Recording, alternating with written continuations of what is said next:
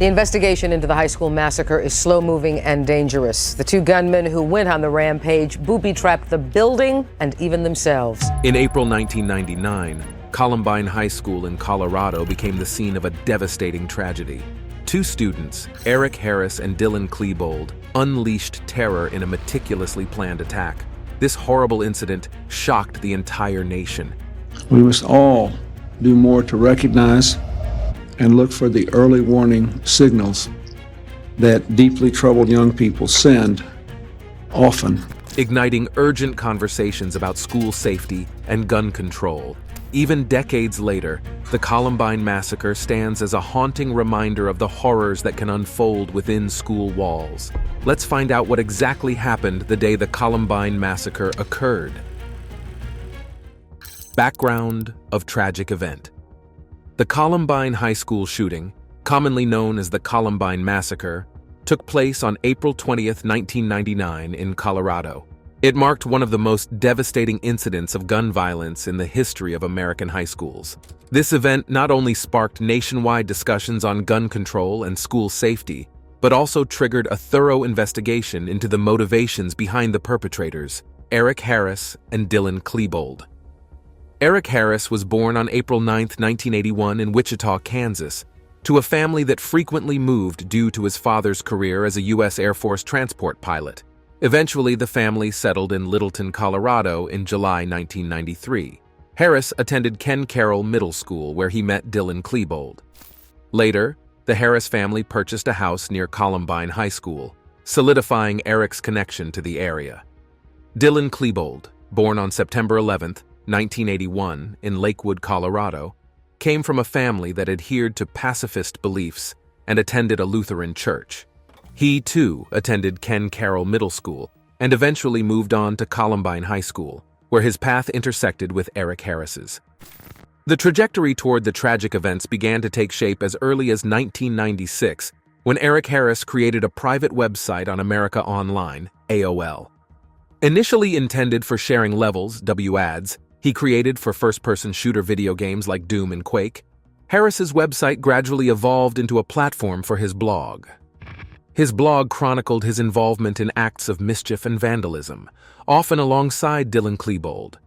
Dubbed Rebel Missions, these escapades began to reflect Harris's growing discontent with society. By early 1997, the tone of Harris's blog entries shifted, revealing underlying anger and resentment. These sentiments escalated over time, eventually culminating in detailed instructions on how to manufacture explosives. Harris's ominous writings drew concern from classmates and authorities alike, particularly after he expressed violent fantasies involving specific individuals. In January 1998, Eric Harris and Dylan Klebold were apprehended for breaking into a van parked near Littleton, an incident that led to their participation in a juvenile diversion program following a court hearing. Despite this encounter with the legal system, signs of their violent intentions persisted. Harris, in particular, began meticulously documenting his thoughts and plans in a journal, while Klebold had been expressing similar sentiments in his own journal since 1997. Their writings revealed disturbing insights into their psyches, including Harris's fascination with physical violence and Klebold's struggles with shame over his intimate interests. Additionally, their schoolwork, such as essays and creative writing pieces, frequently incorporated themes of violence and aggression, raising red flags among teachers and school administrators. A year before the massacre, Klebold left a chilling message in Harris's yearbook, hinting at their intentions for revenge. Despite these warning signs, the severity of their intentions remained largely unnoticed, until the tragic events unfolded on that fateful day in April 1999. Harris and Klebold's preparations and actions. Harris and Klebold were students enrolled in video production classes at their school.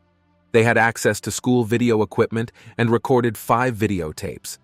However, only 3 of these tapes have been made public. These tapes, known as the basement tapes, revealed the duo's detailed plans for the massacre, including how they hid their weapons and deceived their parents.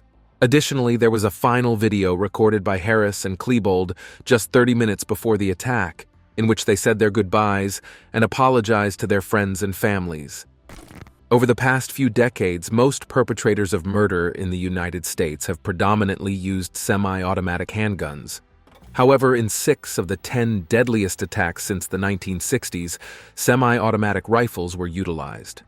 At Columbine, Harris and Klebold employed an array of firearms, including handguns and shotguns.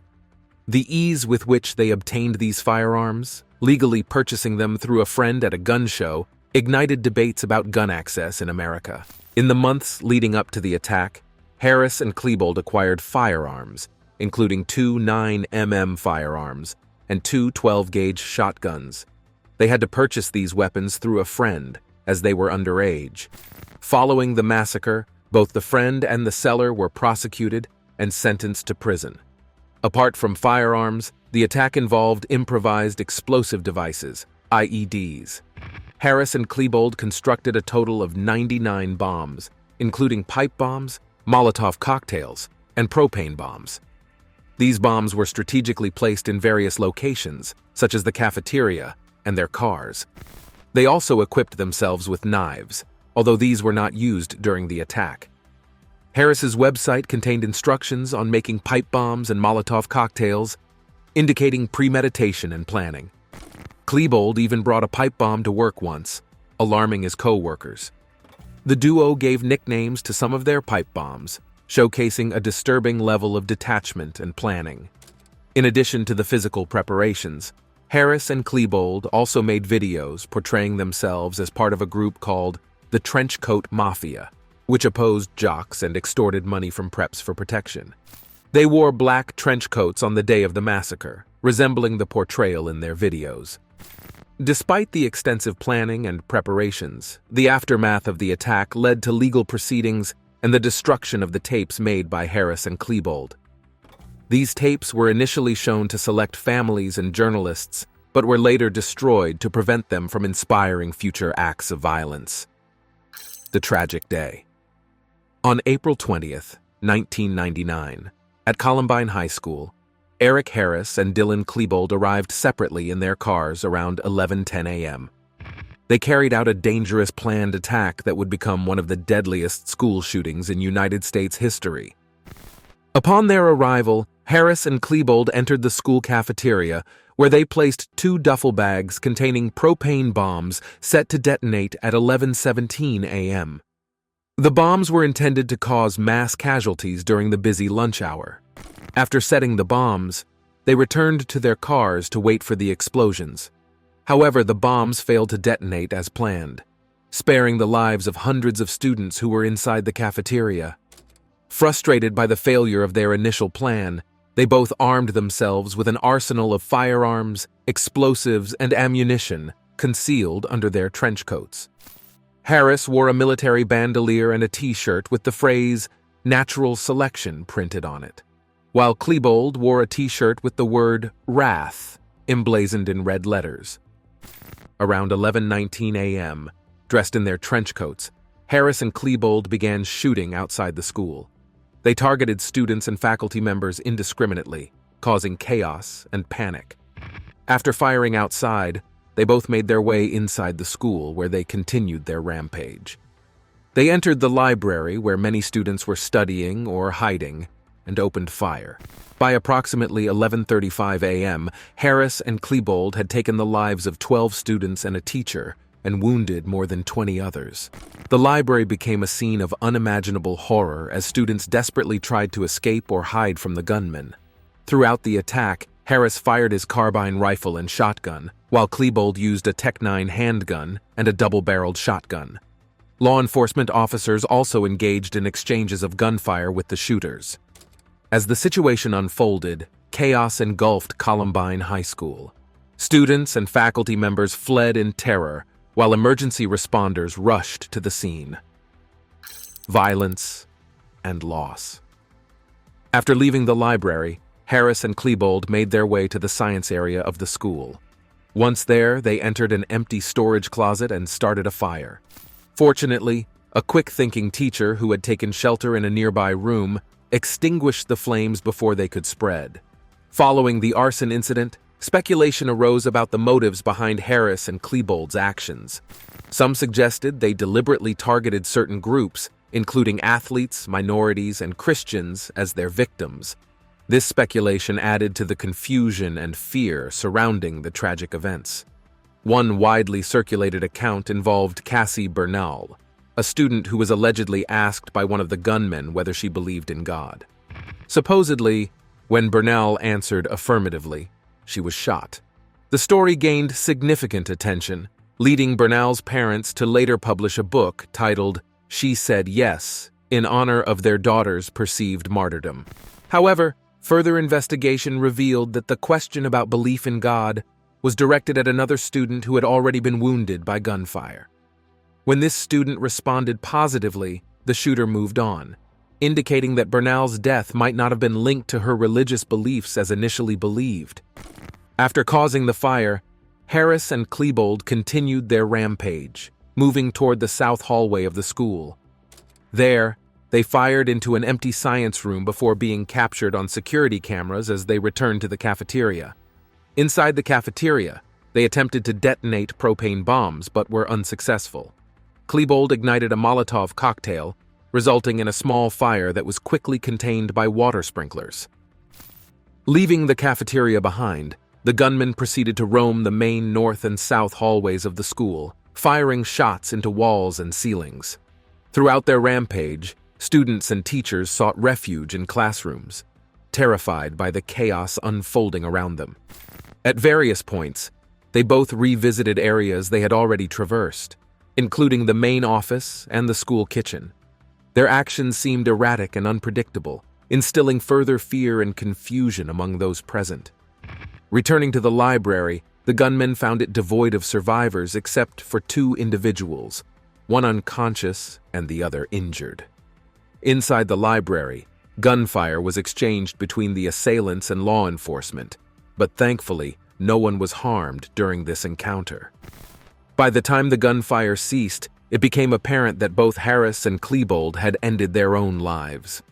Reports suggested that just before they did this, the gunmen shouted in unison, signaling their tragic end.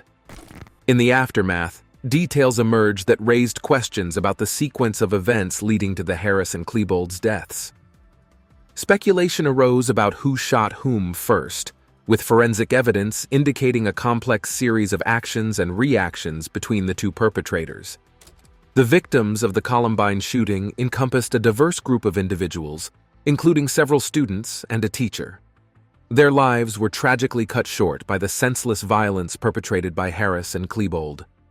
Among the victims were Cassie Bernal, Stephen Curnow, Corey DePuter, Kelly Fleming, Matthew Kechter, Daniel Mauser, Daniel Rohrbaugh, William Dave Sanders, Rachel Scott, Isaiah Schulz, John Tomlin, Lauren Townsend, and Kyle Velasquez. Their memories live on in the hearts of those who knew and loved them, while the Columbine tragedy serves as a stark reminder of the devastating impact of school violence. Investigation of the casualties. The Jefferson County Sheriff's Office, JCSO, unveiled its conclusive investigative report on May 15, 2000, regarding the tragic events that unfolded during the Columbine High School shooting on April 20, 1999. Following the release of this final report, the JCSO made available digital copies encompassing all investigative materials, including files, documents, recordings, images, and sketches pertinent to the case. Subsequent inquiries revealed that the perpetrators arbitrarily selected their victims and initially harbored intentions of orchestrating a bombing within the school premises, a sinister plot that could have resulted in mass casualties. Speculations arose suggesting that Harris and Klebold carried out the heinous act due to their affiliation with a group of social misfits known as the Trenchcoat Mafia, who exhibited a fascination with the goth subculture. Furthermore, conjecture suggested that the duo may have sought retribution for enduring bullying. Moreover, there was widespread conjecture regarding the influence of violent video games and music on the perpetrators. Nevertheless, none of these theories were substantiated with concrete evidence. By midday, SWAT teams had established a perimeter around the school, and wounded individuals were being transported to nearby hospitals via ambulances. A request for additional ammunition for law enforcement officers was made in the early afternoon, anticipating a potential armed confrontation. By midday, authorities were alerted to the presence of pipe bombs, and after that, 2 SWAT teams commenced room-to-room sweeps within the school, encountering concealed students and faculty. Their entry point, however, was compromised by outdated floor plans, rendering them unaware of recent structural expansions. Additionally, the blaring fire alarms further impeded their progress. Simultaneously, families of students and faculty were directed to convene at the nearby Leawood Elementary School, where they awaited updates. All individuals present, including students, teachers, and school staff, underwent questioning and were offered medical attention before being reunited with their families. Tragically, some families were erroneously informed to await a final school bus that never arrived. One of the survivors, Patrick Ireland, who sustained gunshot wounds, demonstrated incredible resilience by crawling towards a window. His courageous attempt to escape was broadcast live on television as he stretched out of the window, aiming to reach 2 SWAT team members positioned atop an emergency vehicle. Regrettably, he fell onto the vehicle's roof, earning him the moniker, "the boy in the window." The SWAT members faced subsequent criticism for failing to ensure a safe descent. In a desperate plea for help, students affixed a sign reading, "One bleeding to death" to a window, indicating the location of teacher Dave Sanders in the science room. Despite initial skepticism from law enforcement, Sanders' presence was confirmed, and efforts were made to extract him from the scene. Tragically, Sanders succumbed to his injuries before receiving medical attention, becoming the only teacher to lose their life in the tragedy. By late afternoon, Sheriff John P. Stone estimated a grim toll of 25 deceased students and teachers, with an additional 50 individuals wounded. President Bill Clinton offered his condolences and remarks on the event. Concerns regarding potential booby traps surrounding the perpetrators' bodies led to meticulous searches by law enforcement officers. These fears were exacerbated when additional explosives were discovered in the parking lot and on the school's roof. A bomb found within Klebold's car further heightened security measures, prompting authorities to designate the entire school grounds as a crime scene. In the aftermath, through meticulous examination of journals left behind by them, investigators uncovered a year-long plot to orchestrate a bombing akin to the 1995 Oklahoma City attack. Journalist Dave Cullen, in his 2009 book, Columbine, characterized Harris as a calculating mastermind, while depicting Klebold as a deeply troubled individual who extensively documented his emotions, even attending the Columbine prom just days before the tragic events unfolded. Aftermath. Following the shootings, schools across America implemented strict rules regarding disruptive behavior and violent threats from students. Despite Columbine High School reopening in the fall of 1999, the tragic events impacted the Littleton community. Mark Maines, who sold a gun to one of the shooters and purchased ammunition for them, received a 6-year prison sentence. Additionally, Philip Duran, who introduced the shooters to Maines, was also sentenced to prison time. Several victims' families filed lawsuits against the school and police, though most of these suits were later dismissed in court. The aftermath of the shootings saw intensive investigative efforts. Early in the morning, the bomb squad declared the building safe for officials to enter, with 13 bodies still inside. By 11:30 a.m., investigators had commenced their examination of the scene. A press conference held in the afternoon by Jefferson County District Attorney David Thomas and Sheriff John Stone revealed suspicions of additional individuals involved in planning the shooting. Though formal identification of the deceased had not yet taken place, families of the presumed victims had been notified. Throughout the late afternoon and early evening, the bodies were gradually removed from the school for identification and autopsies. By 5 p.m., the names of many of the deceased were announced, with an official statement confirming 15 deaths and 27 injuries related to the massacre. The discovery of cafeteria bombs on April 22nd added further complexity to the investigation. In the aftermath, Rachel Scott's car and John Tomlin's truck became impromptu memorials, while Greg Zanis erected 15 wooden crosses to honor the fallen. Notably, Daniel Rohrbaugh's father removed the crosses intended for the gunman. 15 trees were also planted in remembrance. In November 2021, a leaked report revealed discussions at the National Rifle Association convention about raising funds for victims' families, potentially leading to the convention's cancellation. Simultaneously, high-ranking officials debated whether to disclose an earlier investigation of one of the shooter's residences. The loss and subsequent recovery of investigative documents raised concerns. Following the tragedy, Rachel Scott and Cassie Bernal were posthumously regarded as Christian martyrs by some evangelical Christians. Their deaths were used by Christian churches to promote themselves and recruit members, though details of the exchanges between the shooters and the victims regarding religious beliefs remain debated. Classes at Columbine were relocated to Chatfield Senior High for the remaining 3 weeks of the school year. Upon their return in August, students rallied in "We Are Columbine" shirts, led by Principal Frank DeAngelis. Tragically, secondary casualties emerged in the months following the shooting. Anne-Marie Hochhalter's mother took her own life. Former students and teachers experienced PTSD, and a witness to the shooting, Greg Barnes, also passed away.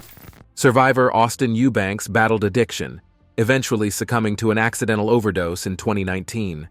Conspiracy theories regarding the shooting proliferated, ranging from claims of government involvement to accusations of religious and political motivations.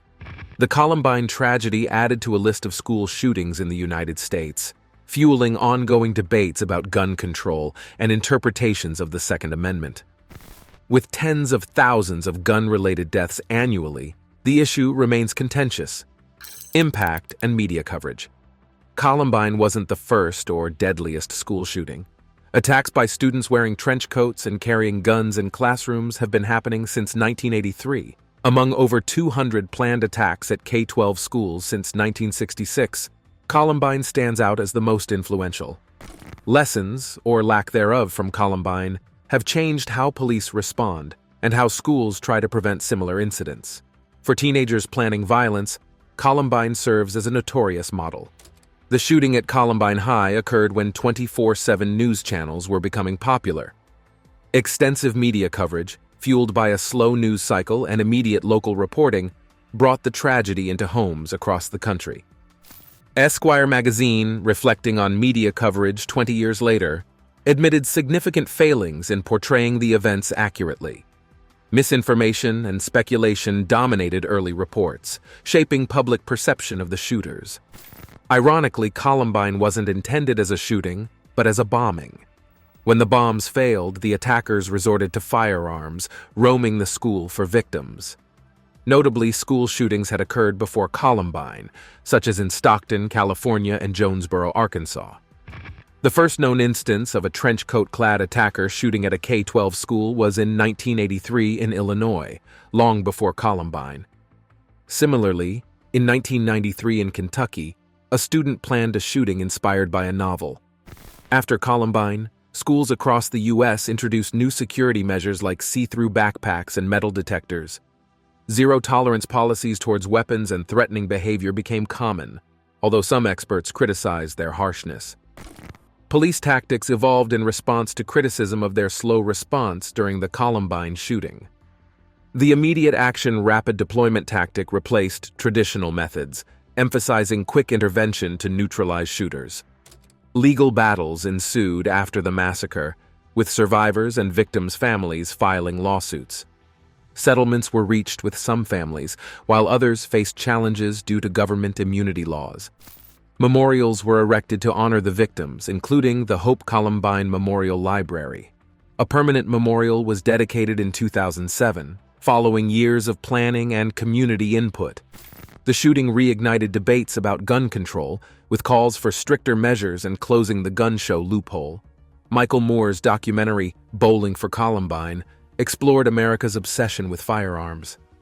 In 2019, students from Columbine High launched the My Last Shot project, advocating for gun violence prevention. The project encourages students to display stickers stating their wishes regarding publicizing graphic photos in case of a shooting-related death.